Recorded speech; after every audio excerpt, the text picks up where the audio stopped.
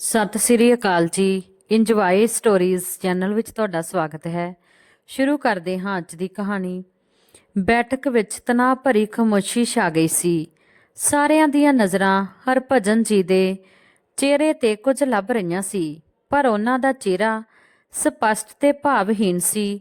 ਉਦੋਂ ਹੀ ਉਹਨਾਂ ਦਾ ਭਾਂਜਾ ਆਪਣੇ ਮਾਮੇ ਹਰਭਜਨ ਜੀ ਦੇ ਸਾਹਮਣੇ ਹੱਥ ਜੋੜਦਾ ਹੋਇਆ ਬੋਲਿਆ, ਦੇਖੋ ਮਾਮਾ ਜੀ, ਤੁਸੀਂ ਨਹੀਂ ਚੱਲੋਗੇ ਤਾਂ ਮੇਰੀ ਦੀਦੀ ਦਾ ਕੰਨਿਆਦਾਨ ਕੌਣ ਕਰੇਗਾ? ਤਾਂ ਹਰਭਜਨ ਜੀ ਅੱਖਾਂ ਦਿਖਾਉਂਦੇ ਹੋਏ ਬੋਲੇ, ਦੇਖੋ, ਇੱਥੇ ਇਹ ਸਭ ਨਾਟਕ ਕਰਨ ਦੀ ਕੋਈ ਜ਼ਰੂਰਤ ਨਹੀਂ ਹੈ। ਮੇਰਾ ਫੈਸਲਾ ਤੁਸੀਂ ਸਾਰਿਆਂ ਨੇ ਸੁਣ ਲਿਆ ਹੈ। ਜਾ ਕੇ ਆਪਣੀ ਮਾਂ ਨੂੰ ਕਹਿ ਦੇਈਂ ਕਿ ਮੇਰਾ ਉਹਨਾਂ ਨਾਲ ਹੁਣ ਹਰ ਰਿਸ਼ਤਾ ਬਹੁਤ ਪਹਿਲਾਂ ਹੀ ਖਤਮ ਹੋ ਗਿਆ ਸੀ। ਟੁੱਟੇ ਹੋਏ ਰਿਸ਼ਤਿਆਂ ਦੀ ਡੋਰ ਨੂੰ ਜੋੜਨ ਦਾ ਯਤਨ ਬੇਕਾਰ ਹੈ। ਰਹੀ ਗੱਲ ਕੰਨਿਆਦਾਨ ਦੀ, ਤਾਂ ਇਹ ਕੰਮ ਤਾਂ ਕੋਈ ਗਵਾਂਢੀ ਵੀ ਕਰ ਸਕਦਾ ਹੈ। ਹਰਭਜਨ, ਤੈਨੂੰ ਕੀ ਹੋ ਗਿਆ ਹੈ? ਪ੍ਰਜੋਤ ਜਦੋਂ ਇੰਨਾ ਕਹਿ ਰਿਹਾ ਹੈ ਤਾਂ ਤੂੰ ਮੰਨ ਕਿਉਂ ਨਹੀਂ ਜਾਂਦਾ? ਆਖਿਰ ਪ੍ਰੀਤ ਤੇਰੀ ਵੀ ਤਾਂ ਭਾਂਜੀ ਹੈ।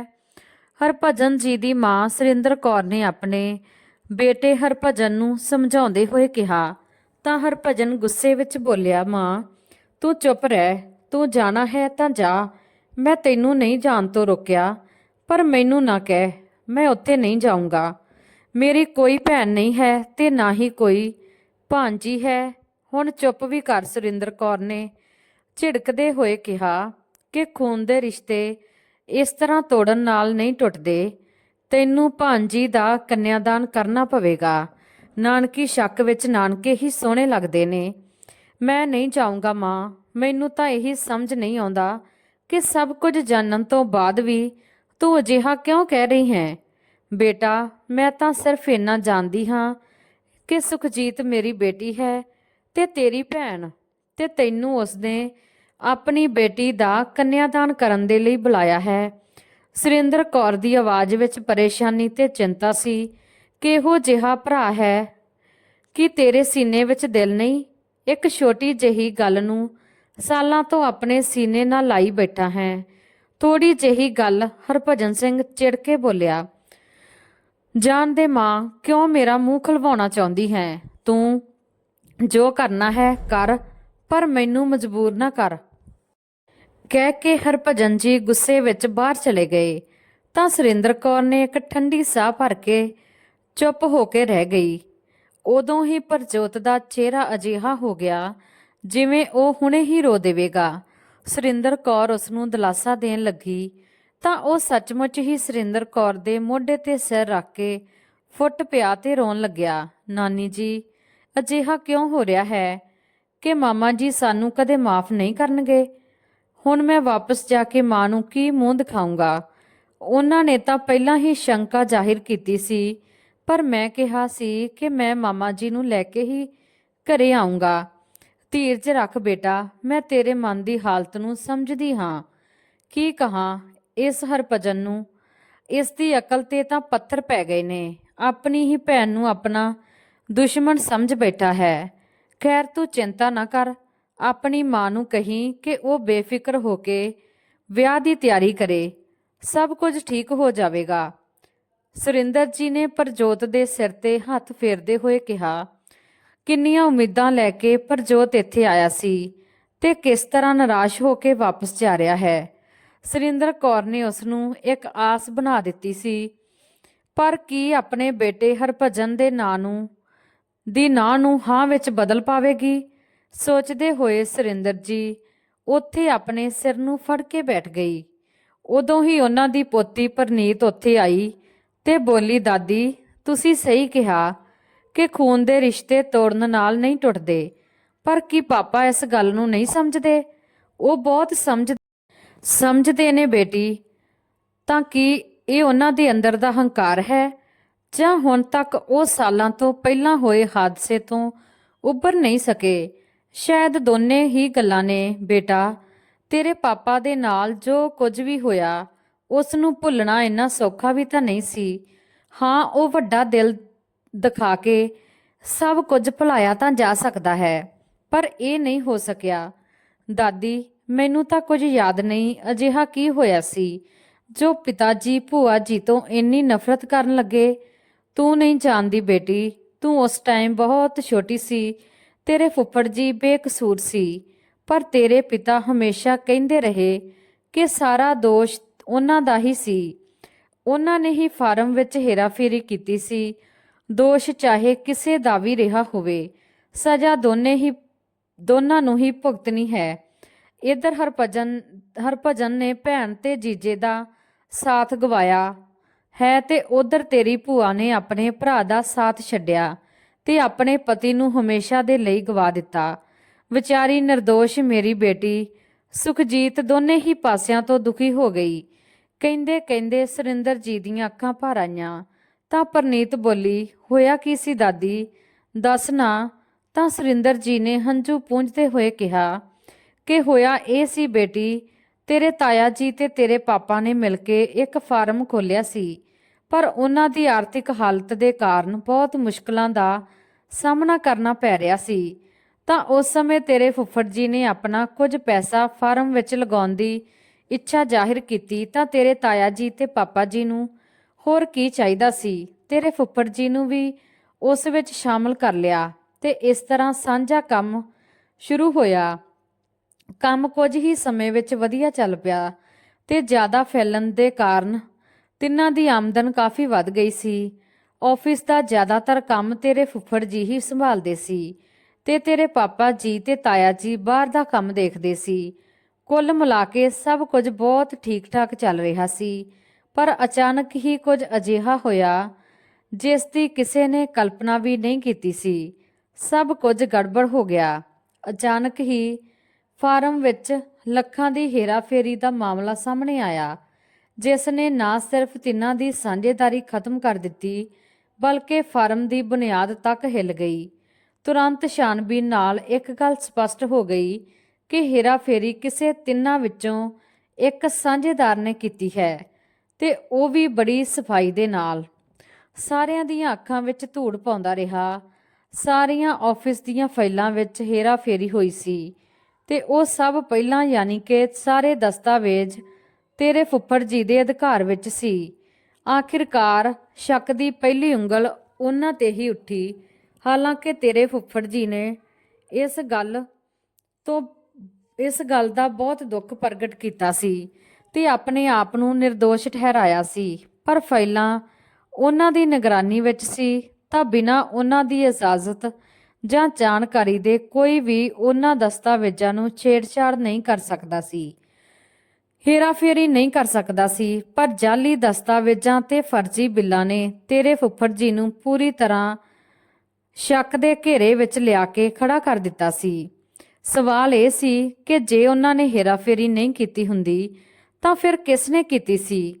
ਜਿੱਥੋਂ ਤੱਕ ਤੇਰੇ ਪਾਪਾ ਤੇ ਤਾਇਆ ਜੀ ਦਾ ਸਵਾਲ ਸੀ, ਉਹ ਇਸ ਮਾਮਲੇ ਵਿੱਚ ਕਿਤੇ ਵੀ ਜੁੜੇ ਹੋਏ ਨਹੀਂ ਸੀ ਤੇ ਨਾ ਹੀ ਉਹਨਾਂ ਦੇ ਖਿਲਾਫ ਕੋਈ ਸਬੂਤ ਸੀ। ਸਬੂਤ ਤਾਂ ਕੋਈ ਤੇਰੇ ਫੁੱਫੜ ਜੀ ਦੇ ਖਿਲਾਫ ਵੀ ਨਹੀਂ ਮਿਲਿਆ ਸੀ, ਪਰ ਉਹ ਇਹ ਦੱਸਣ ਦੀ ਹਾਲਤ ਵਿੱਚ ਨਹੀਂ ਸੀ ਕਿ ਫਾਰਮ ਦਾ ਰੁਪਈਆ ਉਹਨਾਂ ਨੇ ਨਹੀਂ ਲਿਆ ਤਾਂ ਫਿਰ ਕਿੱਥੇ ਗਿਆ। ਅਜਿਹੀਆਂ ਹੀ ਦਲੀਲਾਂ ਨੇ ਤੇਰੇ ਫੁੱਫੜ ਜੀ ਨੂੰ ਗੁਨਹਗਾਰ ਕਰ ਦਿੱਤਾ ਸੀ। ਫਿਰ ਵੀ ਉਹ ਸਭ ਨੂੰ ਇਹੀ ਵਿਸ਼ਵਾਸ ਦਿਵਾਉਣ ਦੀ ਕੋਸ਼ਿਸ਼ ਕਰਦੇ ਰਹੇ ਕਿ ਉਹ ਨਿਰਦੋਸ਼ ਨੇ ਤੇ ਜੋ ਕੁਝ ਵੀ ਹੋਇਆ ਹੈ, ਕਦੋਂ ਹੋਇਆ, ਕਿਵੇਂ ਹੋਇਆ, ਉਹ ਨਹੀਂ ਜਾਣਦੇ ਸੀ। ਇਹਨਾਂ ਘਟਨਾਵਾਂ ਨੇ ਜਿੱਥੋਂ ਤੱਕ ਇੱਕ ਪਾਸੇ ਤੇਰੇ ਪਾਪਾ ਨੂੰ ਹੈਰਾਨ ਤੇ ਗੁੰਮਸੁੰਮ ਬਣਾ ਦਿੱਤਾ ਸੀ, ਉੱਥੇ ਤੇਰੇ ਤਾਇਆ ਜੀ ਉਤੇਜਿਤ ਸੀ ਤੇ ਤੇਰੇ ਫੁੱਫੜ ਜੀ ਬਹੁਤ ਚਿੜਨ ਲੱਗੇ ਸੀ ਜਦੋਂ ਵੀ ਕਦੇ ਉਹਨਾਂ ਉੱਤੇ ਭੜਕ ਪੈਂਦੇ ਕਿ ਇਹ ਗੁਰਵਿੰਦਰ ਤਾਂ ਸਾਨੂੰ ਹੀ ਬਦਨਾਮ ਕਰਨ ਤੇ ਤੁਲਿਆ ਹੋਇਆ ਹੈ। ਜੇ ਇਸ ਤੇ ਵਿਸ਼ਵਾਸ ਨਾ ਹੁੰਦਾ ਤਾਂ ਅਸੀਂ ਸਭ ਕੁਝ ਇਸ ਨੂੰ ਸੌਂਪ ਦਿੰਦੇ। ਹੁਣ ਜਦੋਂ ਸੱਚਾਈ ਸਾਹਮਣੇ ਆ ਗਈ ਹੈ ਤਾਂ ਦੁਹਰਾਉਂਦਾ ਫਿਰ ਰਿਹਾ ਹੈ ਕਿ ਉਹ ਨਿਰਦੋਸ਼ ਹੈ। ਜੇ ਉਹ ਨਿਰਦੋਸ਼ ਹੈ ਤਾਂ ਕੀ ਅਸੀਂ ਦੋਸ਼ੀ ਹਾਂ ਕਿ ਇਹ ਹੇਰਾਫੇਰੀ ਅਸੀਂ ਕੀਤੀ ਹੈ? ਮੈਨੂੰ ਤਾਂ ਇਸ ਬੰਦੇ ਤੇ ਸ਼ੁਰੂ ਤੋਂ ਹੀ ਸ਼ੱਕ ਸੀ। ਇਸ ਨੇ ਸਭ ਕੁਝ ਪਹਿਲਾਂ ਹੀ ਸੋਚਿਆ ਹੋਇਆ ਸੀ। ਅਸੀਂ ਇਸ ਦੀਆਂ ਮਿੱਠੀਆਂ ਮਿੱਠੀਆਂ ਗੱਲਾਂ ਵਿੱਚ ਆ ਗਏ ਤੇ ਆਪਣੇ ਪੈਸੇ ਲਗਾ ਕੇ ਸਾਨੂੰ ਆਪਣੇ ਆਸਾਨ ਥੱਲੇ ਦਬਾਉਣਾ ਚਾਹੁੰਦਾ ਸੀ। ਸੋਚਿਆ ਹੋਵੇਗਾ ਕਿ ਜੇ ਫੜਿਆ ਗਿਆ ਵੀ ਤਾਂ ਭੈਣ ਦਾ ਲਿਹਾਜ਼ ਕਰਕੇ ਆਪਾਂ ਚੁੱਪ ਕਰ ਜਾਵਾਂਗੇ, ਪਰ ਉਸ ਦੀਆਂ ਸੋਚੀਆਂ ਸਾਰੀਆਂ ਗੱਲਾਂ ਉਲਟੀਆਂ ਹੋ ਗਈਆਂ, ਇਸ ਲਈ ਹੁਣ ਅਨਾਬ ਸ਼ਨਾਬ ਬਕਦਾ ਫਿਰ ਰਿਹਾ ਹੈ। ਫਿਰ ਇੱਕ ਵਾਰ ਤਾਂ ਤੇਰੇ ਤਾਇਆ ਜੀ ਨੇ ਇੱਥੋਂ ਤੱਕ ਕਹਿ ਦਿੱਤਾ ਸੀ ਕਿ ਸਾਨੂੰ ਇਸ ਬੰਦੇ ਨੂੰ ਪੁਲਿਸ ਦੇ ਹਵਾਲੇ ਕਰ ਦੇਣਾ ਚਾਹੀਦਾ ਹੈ, ਪਰ ਮੈਂ ਬਹੁਤ ਵਿਰੋਧ ਕੀਤਾ ਤੇ ਹਰਭਜਨ ਨੂੰ ਵੀ ਇਹ ਗੱਲ ਪਸੰਦ ਨਹੀਂ ਆਈ ਕਿ ਜੇ ਮਾਮਲਾ ਪੁਲਿਸ ਵਿੱਚ ਗਿਆ ਤਾਂ ਪੂਰੇ ਪਰਿਵਾਰ ਦੀ ਬਦਨਾਮੀ ਹੋ ਜਾਵੇਗੀ। ਗੱਲ ਘਰ ਤੋਂ ਬਾਹਰ ਤਾਂ ਨਹੀਂ ਜਾ ਸਕੀ, ਪਰ ਇਸ ਘਟਨਾ ਨੇ ਚਾਰ ਦੀਵਾਰੀ ਦੇ ਅੰਦਰ ਹੀ ਬਹੁਤ ਉਥਲ-ਪੁਥਲ ਮਚਾ ਦਿੱਤੀ ਸੀ। ਘਰ ਦਾ ਹਰ ਇੱਕ ਵਿਅਕਤੀ ਦੁਖੀ ਸੀ, ਪਰ ਤੇਰੇ ਪਾਪਾ ਹਰਭਜਨ ਦੇ ਮਨ ਨੂੰ ਤਾਂ ਅਜਿਹਾ ਦੁੱਖ ਲੱਗਿਆ ਕਿ ਉਹ ਹਰ ਪਾਸੇ ਹਰ ਤਰਫ ਤੋਂ ਦੁਖੀ ਹੋ ਗਿਆ। ਉਹਨਾਂ ਨੂੰ ਫਾਰਮ ਦੇ ਨੁਕਸਾਨ ਤੇ ਬਦਨਾਮੀ ਦੀ ਓਨੀ ਚਿੰਤਾ ਨਹੀਂ ਸੀ ਜਿੰਨਾ ਕਿ ਵਿਸ਼ਵਾਸ ਦੇ ਟੁੱਟ ਜਾਣ ਦਾ ਦੁੱਖ ਸੀ। ਪੈਸਾ ਤਾਂ ਫਿਰ ਤੋਂ ਕਮਾਇਆ ਜਾ ਸਕਦਾ ਹੈ, ਪਰ ਵਿਸ਼ਵਾਸ ਨਹੀਂ। ਉਸਨੇ ਤੇਰੇ ਫੁੱਫੜ ਜੀ ਤੇ ਵੱਡੇ ਭਰਾ ਤੋਂ ਵੀ ਜ਼ਿਆਦਾ ਵਿਸ਼ਵਾਸ ਕੀਤਾ ਸੀ, ਤੇ ਵੱਡਾ ਭਰਾ ਅਜਿਹਾ ਕਰਦਾ ਤਾਂ ਸ਼ਾਇਦ ਉਸ ਨੂੰ ਇੰਨਾ ਦੁੱਖ ਨਾ ਹੁੰਦਾ, ਪਰ ਤੇਰੇ ਫੁੱਫੜ ਜੀ ਅਜਿਹਾ ਕਰਨਗੇ ਇਹ ਤਾਂ ਉਹਨਾਂ ਨੇ ਸੁਪਨੇ ਵਿੱਚ ਵੀ ਨਹੀਂ ਸੋਚਿਆ ਸੀ।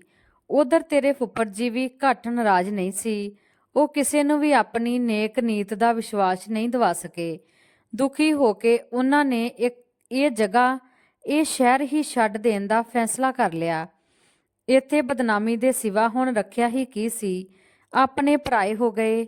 ਉਹ ਤੇਰੀ ਭੂਆ ਨੂੰ ਲੈ ਕੇ ਆਪਣੇ ਇੱਕ ਦੋਸਤ ਦੇ ਕੋਲ ਮੁੰਬਈ ਚਲਿਆ ਗਿਆ। ਮੁੰਬਈ ਜਾਣ ਤੋਂ ਪਹਿਲਾਂ ਤੇਰੇ ਫੁੱਫੜ ਜੀ ਮੇਰੇ ਕੋਲ ਆ ਕੇ ਬਹੁਤ ਰੋਏ ਸੀ। ਸਭ ਮੈਨੂੰ ਚੋਰ ਸਮਝਦੇ ਨੇ, ਪਰ ਮੈਂ ਹੇਰਾਫੇਰੀ ਨਹੀਂ ਕੀਤੀ ਮਾਂ ਜੀ। ਹਾਲਾਤਾਂ ਨੇ ਮੇਰੇ ਵਿਰੁੱਧ ਚਾਲ ਚੱਲੀ ਹੈ। ਮੈਂ ਚਾਹ ਕੇ ਵੀ ਇਸ ਕਲੰਕ ਨੂੰ ਧੋ ਨਹੀਂ ਸਕਦਾ। ਮੈਂ ਵੀ ਤਾਂ ਤੁਹਾਡਾ ਬੇਟਾ ਹੀ ਹਾਂ। ਮੈਂ ਹਮੇਸ਼ਾ ਸੁਰਜੀਤ ਤੇ ਹਰਭਜਨ ਨੂੰ ਆਪਣੇ ਭਰਾ ਹੀ ਸਮਝਿਆ ਹੈ ਕਿ ਮੈਂ ਭਰਾਵਾਂ ਦੇ ਨਾਲ ਅਜਿਹਾ ਕਰ ਸਕਦਾ ਹਾਂ। ਕਿ ਤੁਸੀਂ ਵੀ ਮੇਰੇ ਤੇ ਵਿਸ਼ਵਾਸ ਨਹੀਂ ਕਰਦੇ? ਮੈਨੂੰ ਵਿਸ਼ਵਾਸ ਹੈ ਬੇਟਾ ਕਿ ਤੂੰ ਬੇਈਮਾਨ ਨਹੀਂ ਹੈ ਜਿਵੇਂ ਸਭ ਸਮਝਦੇ ਨੇ, ਪਰ ਮੈਂ ਤੇਰੀ ਹੀ ਤਰ੍ਹਾਂ ਮਜਬੂਰ ਹਾਂ। ਪਰ ਇੰਨਾ ਜਾਣਦੀ ਹਾਂ ਕਿ ਝੂਠ ਦੇ ਪੈਰ ਨਹੀਂ ਹੁੰਦੇ। ਸੱਚਾਈ ਇੱਕ ਨਾ ਇੱਕ ਦਿਨ ਜ਼ਰੂਰ ਸਾਹਮਣੇ ਆਊਗੀ ਤੇ ਉਦੋਂ ਇਹ ਲੋਕ ਪਛਤਾਉਣਗੇ। ਮੈਂ ਵੀ ਵਿਸ਼ਵਾਸ ਨਾਲ ਕਿਹਾ ਸੀ। ਕੰਮ ਤੋਂ ਤੇਰੇ ਪਾਪਾ ਦਾ ਮਨ ਅੱਕ ਚੁੱਕਿਆ ਸੀ। ਉਸਨੇ ਫਾਰਮ ਵੇਚਣ ਦਾ ਫੈਸਲਾ ਕਰ ਲਿਆ ਤਾਂ ਤੇਰੇ ਸੁਰਜੀਤ ਤਾਇਆ ਜੀ ਵੀ ਇਸ ਦੇ ਲਈ ਰਾਜੀ ਹੋ ਗਏ। ਬਦਨਾਮੀ ਦੇ ਕਾਰਨ ਫਾਰਮ ਦੀ ਜੋ ਅੱਧੀ ਕੀਮਤ ਮਿਲੀ ਉਸ ਨੂੰ ਹੀ ਸਵੀਕਾਰ ਕਰ ਲੈਣਾ ਪਿਆ। ਹਰਭਜਨ ਨੇ ਪ੍ਰਾਈਵੇਟ ਕੰਪਨੀ ਵਿੱਚ ਇੱਕ ਨੌਕਰੀ ਕਰ ਲਈ, ਜਦ ਕਿ ਸੁਰਜੀਤ ਦਾ ਮਨ ਅਜੇ ਤੱਕ ਉਸੇ ਕੰਮ ਵਿੱਚ ਹੀ ਰਚਿਆ ਹੋਇਆ ਸੀ। ਉਹ ਫਿਰ ਤੋਂ ਤੇਰੇ ਪਾਪਾ ਹਰਭਜਨ ਦੇ ਨਾਲ ਕੋਈ ਨਵਾਂ ਕੰਮ ਸ਼ੁਰੂ ਕਰਨਾ ਚਾਹੁੰਦਾ ਸੀ, ਪਰ ਹਰਭਜਨ ਨੇ ਮਨਾ ਕਰ ਦਿੱਤਾ। ਮਨਾ ਕਰਨ ਤੋਂ ਬਾਅਦ ਉਸਨੇ ਇਕੱਲੇ ਹੀ ਕੰਮ ਸ਼ੁਰੂ ਕਰਨ ਦਾ ਫੈਸਲਾ ਕਰ ਲਿਆ। ਫਾਰਮ ਦੇ ਵਿਕਣ ਤੋਂ ਬਾਅਦ ਜੋ ਪੈਸਾ ਮਿਲਿਆ ਉਸ ਦਾ ਇੱਕ ਹਿੱਸਾ ਹਰਭਜਨ ਨੇ ਤੇਰੇ ਫੁੱਫੜ ਜੀ ਨੂੰ ਭਿਜਵਾ ਦਿੱਤਾ। ਹਾਲਾਂਕਿ ਇਹ ਗੱਲ ਤੇਰੇ ਤਾਇਆ ਜੀ ਨੂੰ ਪਸੰਦ ਨਹੀਂ ਆਈ, ਪਰ ਹਰਭਜਨ ਦਾ ਕਹਿਣਾ ਸੀ ਉਸਨੇ ਸਾਡੇ ਨਾਲ ਜੋ ਵੀ ਕੀਤਾ ਹੈ, ਜੇ ਅਸੀਂ ਵੀ ਉਸ ਦਾ ਹਿੱਸਾ ਲੈ ਕੇ ਉਸ ਨਾਲ ਉਹੀ ਕਰਾਂਗੇ ਤਾਂ ਸਾਡੇ ਵਿੱਚ ਤੇ ਉਸ ਵਿੱਚ ਕੋਈ ਫਰਕ ਨਹੀਂ ਰਹਿ ਜਾਵੇਗਾ। ਇਹ ਪੈਸੇ ਮੇਰੇ ਲਈ ਹਰਾਮ ਨੇ। ਪਰ ਉਹ ਡਾਕ ਰਾਹੀਂ ਵਾਪਸ ਆ ਗਏ ਤੇ ਨਾਲ ਹੀ ਤੇਰੇ ਫੁੱਫੜ ਜੀ ਦੁਆਰਾ ਲਿਖੀ ਇੱਕ ਛੋਟੀ ਜਿਹੀ ਚਿੱਠੀ ਪੈਸਿਆਂ ਵਿੱਚ ਪਾ ਕੇ ਵਾਪਸ ਭੇਜ ਦਿੱਤੀ। ਉਸ ਵਿੱਚ ਲਿਖਿਆ ਸੀ ਕਿ ਮੈਂ ਇਹ ਵਾਪਸ ਭੇਜ ਰਿਹਾ ਹਾਂ ਇਸ ਆਸ਼ਾ ਦੇ ਨਾਲ ਕਿ ਤੁਸੀਂ ਇਸ ਨੂੰ ਸਵੀਕਾਰ ਕਰ ਲਵੋਗੇ। ਹੁਣ ਇਸ ਪੈਸਿਆਂ ਤੇ ਮੇਰਾ ਕੋਈ ਅਧਿਕਾਰ ਨਹੀਂ ਹੈ। ਫਾਰਮ ਵਿੱਚ ਜੋ ਕੁਝ ਵੀ ਹੋਇਆ ਉਸ ਦੀ ਨੈਤਿਕ ਜ਼ਿੰਮੇਵਾਰੀ ਤੋਂ ਮੈਂ ਵੀ ਮੁਕਤ ਨਹੀਂ ਹੋ ਸਕਦਾ। ਜੇ ਇਹਨਾਂ ਪੈਸਿਆਂ ਨਾਲ ਉਸ ਨੁਕਸਾਨ ਦੀ ਥੋੜੀ ਜਿਹੀ ਭਰਪਾਈ ਹੋ ਜਾਵੇ ਤਾਂ ਮੈਨੂੰ ਬੇਹੱਦ ਖੁਸ਼ੀ ਹੋਵੇਗੀ। ਵਕਤ ਨੇ ਸਾਥ ਦਿੱਤਾ ਤਾਂ ਮੈਂ ਪਾਈ ਵਾਪਸ ਕਰ ਦੇਵਾਂਗਾ। ਕੋਈ ਨੁਕਸਾਨ, ਕਿਉਂਕਿ ਜੋ ਨੁਕਸਾਨ ਹੋਇਆ ਹੈ ਉਹ ਤੁਹਾਡਾ ਹੀ ਨਹੀਂ, ਸਾਡਾ ਸਾਰਿਆਂ ਦਾ ਹੋਇਆ ਹੈ। ਚਿੱਠੀ ਪੜ੍ਹ ਕੇ ਸੁਰਜੀਤ ਹੱਸ ਪਿਆ ਤੇ ਵਿਅੰਗ ਕੱਸਦੇ ਹੋਏ ਨੇ ਕਿਹਾ, ਦੇਖਿਆ ਹਰਭਜਨ, ਸੁਣ ਲਾ ਮਾਂ, ਤੇਰੇ ਜਵਾਈ ਨੇ ਆਦਰਸ਼ ਬਣਨ ਦਾ ਕਿੰਨਾ ਨਾਟਕ ਕੀਤਾ ਹੈ। ਆਖਿਰ ਉਸਨੇ ਸੱਚਾਈ ਸਵੀਕਾਰ ਕਰ ਹੀ ਲਈ, ਪਰ ਹੁਣ ਵੀ ਆਪਣੇ ਆਪ ਨੂੰ ਹਰੀਸ਼ ਚੰਦਰ ਸਾਬਤ ਕਰਨ ਤੋਂ ਬਾਜ ਨਹੀਂ ਆਉਂਦਾ। ਉਸੇ ਸਮੇਂ ਹਰਭਜਨ ਵੀ ਭੜਕ ਉੱਠਿਆ। ਉਸਨੇ ਉਸੇ ਦਿਨ ਵਿਹੜੇ ਵਿੱਚ ਸਭ ਦੇ ਸਾਹਮਣੇ ਸਹੁੰ ਖਾਧੀ ਸੀ ਕਿ ਅਜਿਹੇ ਜੀਜੇ ਨੂੰ ਉਹ ਜ਼ਿੰਦਗੀ ਭਰ ਨਹੀਂ ਮੂੰਹ ਨਹੀਂ ਦਿਖਾਵੇਗਾ ਤੇ ਨਾ ਹੀ ਉਸ ਦਾ ਦੇਖੇਗਾ।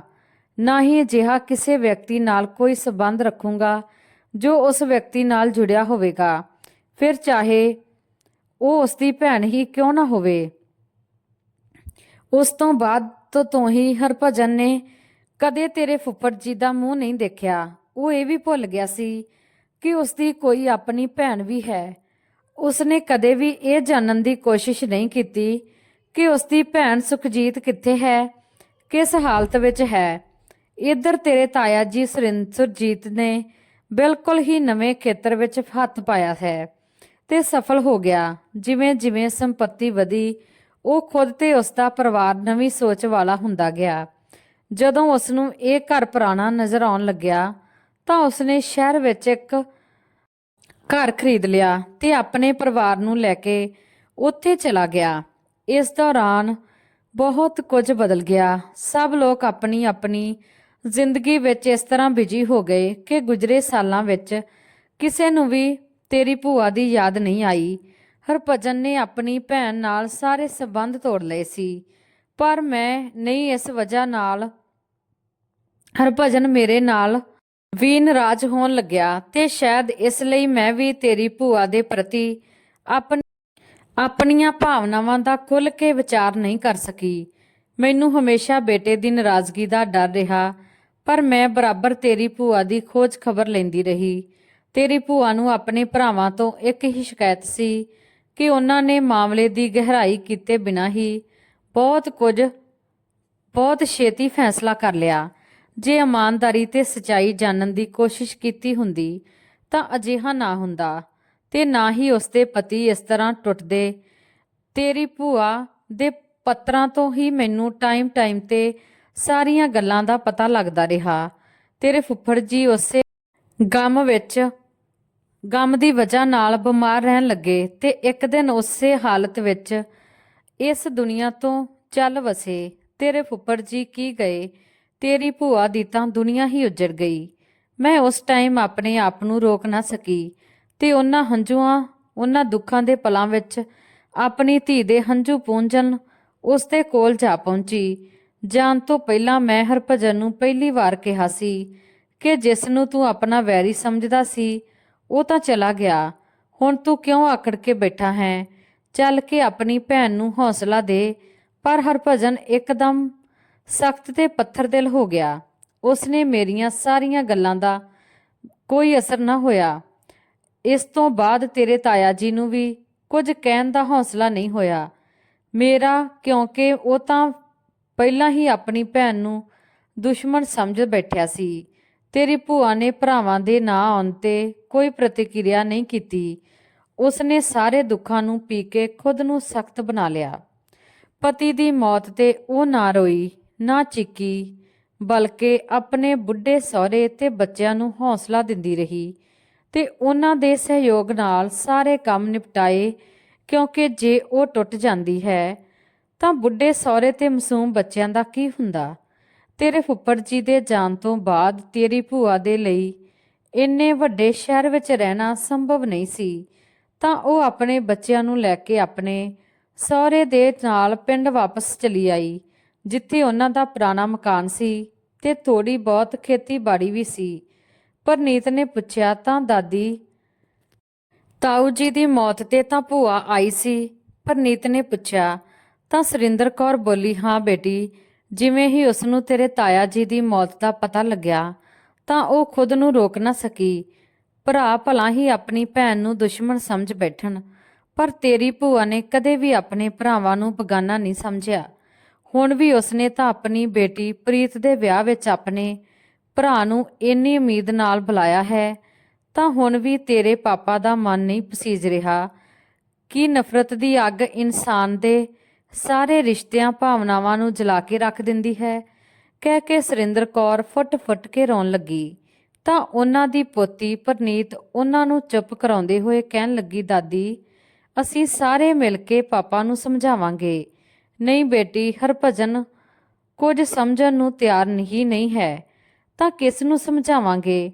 ਵਿਆਹ ਦੇ ਦਿਨ ਜਿਵੇਂ ਤਿਵੇਂ ਨੇੜੇ ਆ ਰਹੇ ਸੀ। ਸੁਰਿੰਦਰ ਕੌਰ ਦੀ ਚਿੰਤਾ ਤੇ ਬੇਚੈਨੀ ਵੱਧਦੀ ਜਾ ਰਹੀ ਸੀ। ਉਦੋਂ ਹੀ ਇੱਕ ਦਿਨ ਸੁਰਿੰਦਰ ਕੌਰ ਦੇ ਨਾਮ ਉਹਨਾਂ ਦੀ ਬੇਟੀ ਸੁਖਜੀਤ ਦੀ ਇੱਕ ਚਿੱਠੀ ਆਈ। ਉਹਨਾਂ ਨੇ ਸਾਫ਼-ਸਾਫ਼ ਸ਼ਬਦਾਂ ਵਿੱਚ ਲਿਖਿਆ ਸੀ, ਅਗਲੇ ਹਫ਼ਤੇ ਪ੍ਰੀਤ ਦਾ ਵਿਆਹ ਹੈ, ਪਰ ਵੀਰਾ ਨਹੀਂ ਆਇਆ। ਨਾ ਹੀ ਉਸਨੇ ਜਾਂ ਤੂੰ ਆਪਣਾ ਕੋਈ ਸੰਦੇਸ਼ ਦਿੱਤਾ ਜਿਸ ਤੋਂ ਮੈਂ ਬੇਫਿਕਰ ਹੋ ਜਾਵਾਂ।